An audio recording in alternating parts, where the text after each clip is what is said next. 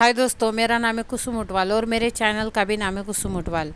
मेरे इस चैनल में मैं आपको शिवाजी महाराज और संभाजी महाराज की कहानी सुनाती हूँ। मेरे आज की इस कहानी में मैं आपको बताने वाली हूँ शिवाजी महाराज को जब आगरा में औरंगजेब ने कैद कर लिया था तो वो किस तरह से वेषांतर करके किस तरीके से रायगढ़ किले पर वापस आए थे और संभाजी महाराज को पीछे छोड़कर आए थे वहाँ, तो वो घर तक वापस कैसे आए वो आज मैं आपको बताने वाली हूँ। अगर मेरी वीडियो पसंद आ जाए तो लाइक शेयर कमेंट सब्सक्राइब ज़रूर कीजिए और बेल आइकन को भी दबाइए। आपका एक लाइक और आपका एक सब्सक्राइब हमें हमारे और वीडियो अच्छे तरीके से बनाने के लिए मोटिवेट करता है। तो चलो स्टार्ट करते हैं। ऊंचे ऊंचे घने पेड़ों की असंख्य पेड़, हरे भरे हरा भरा परिसर मंदिरों के शिखरों की तरह सजा हुआ था। असंख्य मंदिरों के शिखरों से सजा हुआ था। संगमनेर का परिसर पीछे छोड़ते हुए दाहिने बाजू से मुड़ते हुए वहां से छोटी सी शास्त्री नदी के किनारे जाते हुए कुछ कोस अंतर पर ऊंची पहाड़ों की खोबनी में श्रृंगारपुर बसा हुआ था। एक वक्त सूर्यराव सूर्यों की राजधानी था। उसके बाद शिवाजी राजा ने यह प्रदेश पिल्लाची शिर्के इनके कब्जे में दे दिया। शिर्कों का शिरकानीय मुल्क फैला हुआ था। श्रृंगारपुर के बीच सह्याद्री पर्वत के प्रचंड लाइन में अत्यंत अड़चन में और वनस्पति का ये मुल्क था। दिन में भी जाने से वहाँ डर लगता था। इतना घना अंधेरा रहता था, सूर्य किरण तक धरती तक पहुँच नहीं पाती थी, इतना वो घना जंगल था। अत्यंत विकट रास्ता था। चढ़कर सह्याद्री पर्वत के माथे पर से जाया करते थे। सह्याद्री का ये माथा पार कर नीचे उतर कर पाटन की खोरी लगती थी। उससे ही दूर उतरकर करहाड़ का मुलुक दिखाई देता था। तिवरा और मले घाट से सीधा ऊंची काटकोनी रास्ता बहुत विकट और रुंद था। कोकन बंदर का माल वहां से बैलों की पीठ पर रखकर देशों में पहुंचाया जाया करता था। बाघ को भी अकेले यहाँ घूमते हुए पसीना आ जाए इतना डरावना था। नंगी तलवारें और भाला लेकर ही वहाँ से 50-60 लोग निकला करते थे एक साथ में। मुश्किल रास्ता जाने का जोखिम यहाँ कोई नहीं उठाता था। श्रृंगारपुर में 25,000 लोग रहते थे। गांव में सरदार और मालकरियों के 60 तक बाड़े थे। गांव के बीच में ही एक बड़ी नहर थी। उसके किनारे पर सूर्यराव का टालेगंज बाड़ा था। शिर्के के बाड़े में आए थे संभाजी राजा की वो ससुराल थी। उस बाड़े के बाजू में शिवाजी महाराज का एक भव्य महल था। संभाजी राजा येसुबाई और दुर्गा देवी वहाँ रहती थी। गांव के बीचों बीच 2 बड़े बगीचे थे। काटकोनी रास्ता था। बगीचे के उस तरफ ही सुल्तानी हवेली थी। उसमें संभाजी राजा के मित्र कविराज वहाँ रहा करते थे। श्रृंगारपुर शक्तिपीठ बन चुका था। तंत्र मंत्र की विद्या जानने वाले अनेक पंडित वहाँ रहा करते थे। सह्याद्री का भव्य पर्वत रांगों पर प्रचितिगढ़ था। प्रचितिगढ़ शिवाजी महाराज ने बनाया था। अनेक करहाड़ के ब्राह्मण वहाँ रहा करते थे। प्रचितिगढ़ के रास्ते पर एक गुफा थी। उस गुफा में संभाजी महाराज और कविराज सलाह मशवरा करने के लिए वहाँ आया करते थे। नाराज शंभू राजा की ओर देखते हुए येसुबाई ने कहा, युवराज, हमारा आबा साहेब पर पूरा भरोसा है। वो एक बार कर्नाटक से वापस आ जाएंगे तो सब कुछ ठीक हो जाएगा। संभाजी राजा बोले, और तब तक क्या? श्रृंगारपुर का इतना सुंदर परिसर है आपके साथ, कवि कलश जैसे प्रतिभावान मित्र है, और आप तो सिर्फ युवराज ही नहीं, आप तो सरस्वती पुत्र है। यहाँ के निसर्ग में आपके शब्दों को सोने के पंख निकल आएंगे। येसुबाई ने संभाजी राजा से कहा, हमसे भी ज़्यादा आपके होठों पर सरस्वती नाचती है। संभाजी राजा हंसते हुए बोले। येसूबाई स्वयं अपमान और अवहेलना से अंदर ही अंदर जल रही थी। जब वो रायगढ़ से श्रृंगारपुर आने के लिए पालकी में बैठी थी, तब खिड़की से उपहास भरी नज़र से येसूबाई को देखती हुई उनकी सौतेली सास सोयराबाई ने अपमान भरी नज़रों से उन्हें देखा था। संभाजी राजा जैसे सीधा साफ जवाब देने वाले स्वभाव के, अपमान व अन्याय सहन न करने वाले कपूर जैसे तुरंत ज्वलनशील पर वैसे ही कठोर, समंजस पर शीघ्रकोपी पति को संभालना येसूबाई का सर्वप्रथम कर्तव्य था। अब संकट की उन्हें आदत सी हो गई थी। उन्होंने संकट से सामना करने की आदत खुद को कर ली थी। संकट से दो दो हाथ करने की उन्हें आदत बचपन से ही हो गई थी। येसूबाई 6-7 साल की थी। 6-7 साल की उम्र में ही संभाजी राजा के साथ उनका विवाह हो गया था। स्वराज्य महाराष्ट्र पर मुगलों का पहला बड़ा आक्रमण हुआ था। तब पुरंदर के अपमानास्पद तह पर शिवाजी महाराज को चुपचाप स्वाक्षरी करनी पड़ी थी। और इतना ही नहीं, सिर्फ 8-9 साल के बेटे को आगरे के जुल्मी रास्ते पर लेकर शिवाजी महाराज को चलना पड़ा था। पिता पुत्र दोनों ही जाकर कई महीने गुजर चुके थे, पर वो अब तक रायगढ़ पर वापस नहीं आए थे। जीजा माता बहुत चिंतित दिखाई देने लगी थी और वह अपने बेटे और पोते की याद में रात रात को चीख कर उठा करती थी। सवेरे के वक्त वो जल्दी उठकर पद्मावत तालाब पर अखंड अभिषेक किया करती थी। तब नन्ही येसु भी उनके साथ ही रहा करती थी। उस तालाब के किनारे पर ही संभाजी महाराज की माताजी सईबाई का वृंदावन था। वहीं पर येसुबाई उनका भी नित्य नियम से जल अभिषेक किया करती थी। उत्तर से पिता पुत्रों की आने की नित्य नियम से जल अभिषेक किया करती थी। उत्तर से पिता पुत्रों की आने की कोई भी खबर नहीं मिल रही थी। औरंगजेब जैसे मगरमच्छ के मुंह से शिवाजी महाराज आसानी से नहीं निकलेंगे। बादशाह के दिल में खोट है।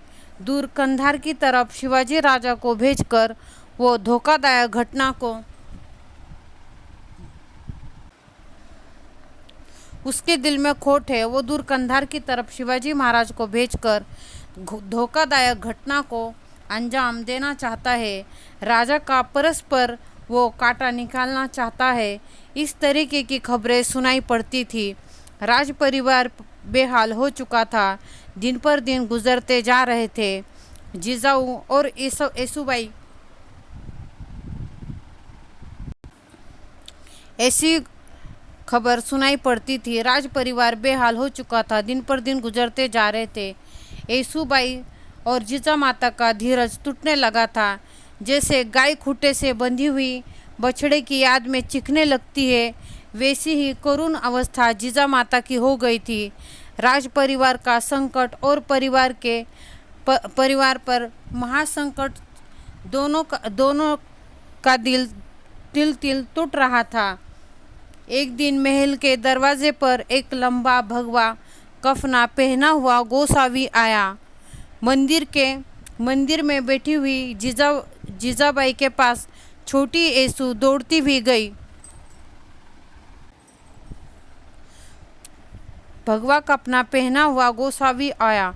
घर के मंदिर में बैठी ही जीजाबाई के पास नन्ही येसु दौड़ती हुई आई। आजी साहेब, गोसावी आपसे मिलना चाहता है। आपके दर्शन के बगैर वो वापस नहीं जाएगा, ऐसा वो कह रहा है। जिद कर बैठ गया है। जीजाऊ धीमे कदमों से बाहर आई।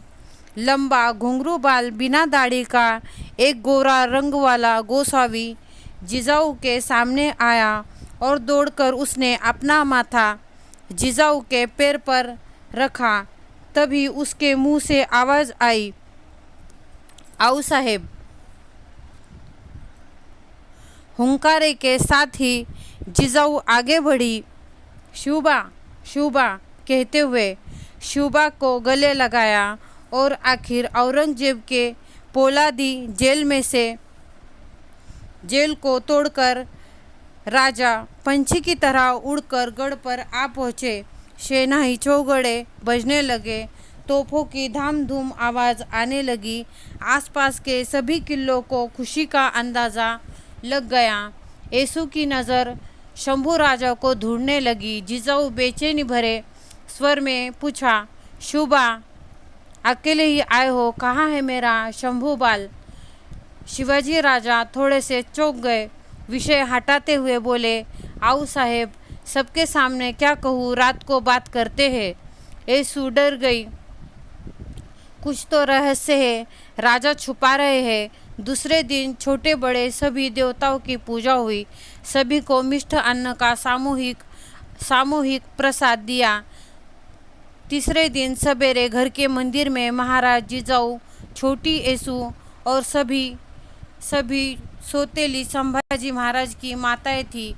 महाराज ने छोटी येसु को अपने पास बुलाया। महाराज ने प्यार से उसे उसके सर पर हाथ फेराया और दूसरे ही पल उसके माथे पर का सिंदूर पोंछ डाला। जिजाऊ के साथ ही पूरा परिवार हक्का बक्का रह गया। शिवाजी राजा का दुखी चेहरा अब किसी से देखा नहीं जा रहा था। सिर्फ कल्पना से ही जिजाऊ के पाँव के नीचे की जमीन सरक गई। देखते ही देखते सभी शंभू बाल के नाम से रोने लगे। येसु के बालमन को कुछ भी समझ नहीं आ रहा था। आगरे के मुश्किल रास्ते पर जंगल से संभाजी राजा घोड़े पर से गिरकर उनकी मौत हो गई। औरंगजेब के शैतानी जाल से बचकर महाराज वापस आ गए, पर संभाजी राजा की मौत की खबर सुनकर सभी जन दुखी हो गए। जिजाऊ सोयराबाई एक दूसरे के गले मिल मिलकर रोने लगे। तब सोयराबाई को पुत्र रत्न की प्राप्ति नहीं हुई थी। संभाजी राजा को वो अपना बेटा मानती थी और आंखों की पुतली की तरह उन्हें वो संभालती थी। इस कल्पना से ही सामान्य लोग भी रोने लगे। जयपुर से दक्षिण के जिंजी तक शोक पत्र भी भेज दिए गए। शंभूजी से येसु अपना संभाजी महाराज को येसु अपना पाठ मित्र समझती थी। सहेली भी उसे पति कहकर चिढ़ाया करती थी। शंभू कभी अब दिखाई नहीं देगा, इस कल्पना से ही वो उदास हो गई थी। एक शाम येसुबाई जिजाऊ से कहने लगी, अज्जी साहेब, हमें सती जाना है। सती जाने का मतलब वो नहीं जानती थी। अपने पति के मुक्ति की शांति प्राप्त करवाने के लिए आर्य स्त्रियां दहकती चिता पर खुद को झोंक देती थी। इस बलिदान में बड़ी पवित्रता होती है, ऐसी येसु की भावना थी, सात्विक भावना थी। इस अंधविश्वास की चिता पर सास ससुर और सभी ससुराल वाले विधवा लड़की को निर्दयता से चिता पर फेंक दिया करते थे। अगर वो आधी जली हुई लड़की चीख कर चिता से बाहर निकल आए तो उसे फिर से चिता में डाल दिया करते थे। येसु सती होना चाहती थी। उसका निर्णय वो ले चुकी थी। उसके मायके वालों का, शिरकों का उसमें कोई विरोध नहीं था, पर शिवाजी महाराज को येसु को सती होना नहीं देना चाहते थे। येसु दिन पर दिन गुजरते जा रहे थे। शिवाजी महाराज को आगरा से वापस आकर 2 महीने हो चुके थे। येसु घर के मंदिर में अंधेरे में बैठी थी। तभी बिजली के जैसी कड़कने की आवाज़ें आने लगी। आसमान फट जाए इतनी ध्वनि सुनाई देने लगी थी। तोपों की आवाज़ होने लगी थी। येसु डर गई। उसके कलेजे का पानी हो गया। उसे लगा स्वराज्य को शत्रुओं ने चारों ओर से घेर लिया है। लगता है हमला हो गया है। तभी येसु को खोजते हुई सोयराबाई मंदिर में आई। उसने खुशी से येसुबाई के चेहरे को चूमने लगी, उसे प्यार से गले लगाया और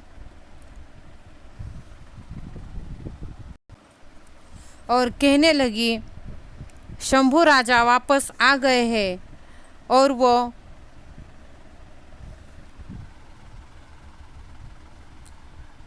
क्या? हाँ, और वो बिल्कुल ठीक ठाक है। मथुरा से बिसानी पंथ, काशी पंथ और बिसानी पंथ, काशी पंथ, कृष्णाजी पंथ, ये तीनों त्रिमूर्ति बंधुओं ने संभाजी महाराज को रायगढ़ लेकर आए हैं। उनके साथ ही 20 साल का उम्र का कवि कलश भी थे।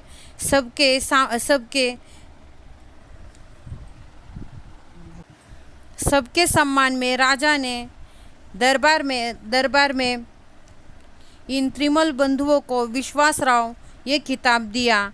महाराजा ने पूछा, यहाँ तक आने तक अलग अलग भेष बदल कर आपको आना पड़ा होगा ना? हाँ राजा जी, ज़्यादातर हम युवराज को जनेऊ धोती पहनाकर हमने जनेऊ और धोती पहनाकर ब्राह्मण बच्चे का रूप दिया था। आप बाल राजा आगरा से फरार हो गए थे, ये खबर सब तरफ हवा के जैसे फैल गई थी। इस वजह से हमें आगे हमें बादशाह के रास्ते पर थानेदारों से बहुत ही तकलीफ उठानी पड़ी। बीच में ही कृष्णाजी पंथ जोरों से हंसने लगे। वो अपना हंसना रोक नहीं पा रहे थे। फिर तीनों भाई भी हंसने लगे। संभाजी राजा शर्म से लाल हो गए थे। काशी पंथ बोले, शंभू बाळ अतिशय गोरे, पानीदार त्वचा और पुतले जैसा कोरा हुआ चेहरा और आखा हुआ नक्शा, उस वजह से शक और ही ज़्यादा बढ़ जाता। आगरा का संकट टालने के लिए हमने उन्हें साड़ी पहनाई, गले में गहने पहनाए, आँखों में काजल लगाया। उस वजह से सफ़र में वो हमारी दासी दिखते थे और वो हमारी दासियों में घुल मिल जाते और किसी को कोई शक भी नहीं होता। खासगी की और हंसी की लहर आ गई थी। युवराज को स्त्री रूप की कल्पना से ही येसु का मन खुशी से वो खुद को रोक नहीं पा रही थी और येसु भी हंसने लगी। तीनों भाई वहाँ से चले गए और कवि कलश संभाजी राजा की पक्की जन्म भर की दोस्ती हो गई। औरंगजेब थामना, अरे रुकना। औरंगजेब जानवर के कलेजे का है। उसने दगाबाजी कर अपने तीनों भाइयों को पत्थरों से मार डाला था। उस दुष्ट के हाथ में अगर अपना शंभू बाल लग जाता तो उसका इस्तेमाल कर स्वराज्य को वो कब का निगल लिया होता और हम सच में ही शंभू बाल को खो देते और उनका अंत्य संस्कार हमें सच में करना पड़ता। आओ साहेब, हमें मान्य है हमारा निर्णय कठोर